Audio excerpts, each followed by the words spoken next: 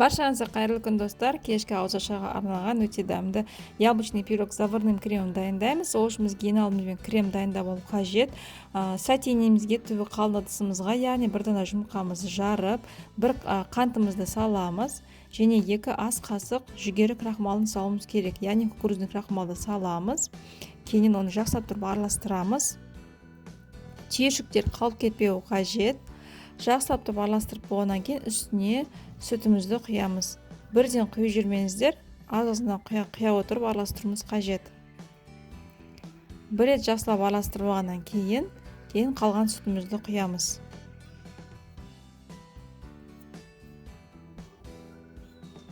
Миксермен араласудың қажеті жоқ, осылай венчикпен аралассаңыздар болады.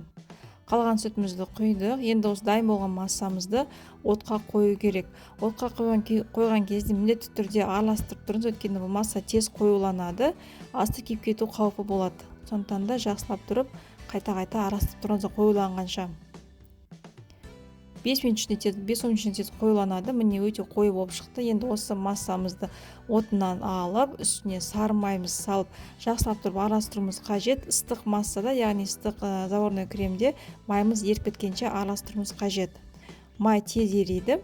Майымыз ерігеннен кейін бетін міндетті түрде пищевой пленкамен жауып қоюымыз қажет. Яғни в контакте қалдыруымыз қажет. Міне осылай бетін суығанға дейін бетін жауып қоямыз. Беті қатып қалуы мүмкін. Осылай суығанға дейін қойып қоямыз. Осы кезде енді қамырымызды дайындаймыз. Пирогымыздың қамырын. Ол үшін бізге ыдысымызға 2 дана жұмыртқамызды жарып аламыз. Ыдысымыз таза болу керек, майсыз.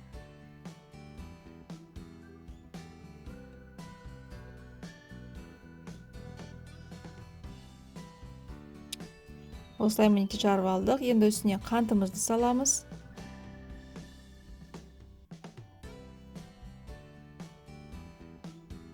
Қаймағымызды саламыз.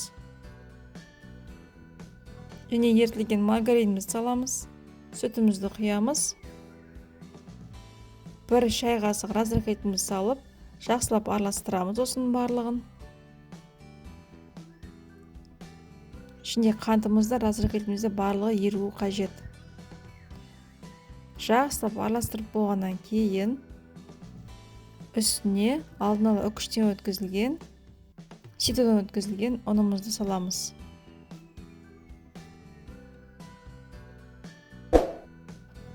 Қамырымыз осымен дайын. Енді осының үстіне алдын ала туралған алмамызды саламыз. Бірге барын араластырамыз. Енді осыны противнімізге салып, қызып тұрған пеште, пешімізді алдын ала қыздырып қоямыз 180 градусқа. Пирогымызды салып болғаннан кейін бетіне алдын ала дайындалған заварной кремімізді мен кондитер қалтаға салдым және осылай көмегімен осылай сығып шықтым бетіне. Енді осыны духовкаға саламыз қызып тұрған пеште. 40 минуттай пісіріп аласыздар қызарғанға дейін және шпажка көмегімен тексеріп алыңыздар. Өте дәмді болып шығады. Міндетті түрде дайындап көріңіздер. Астарыңыз дәмді болсын.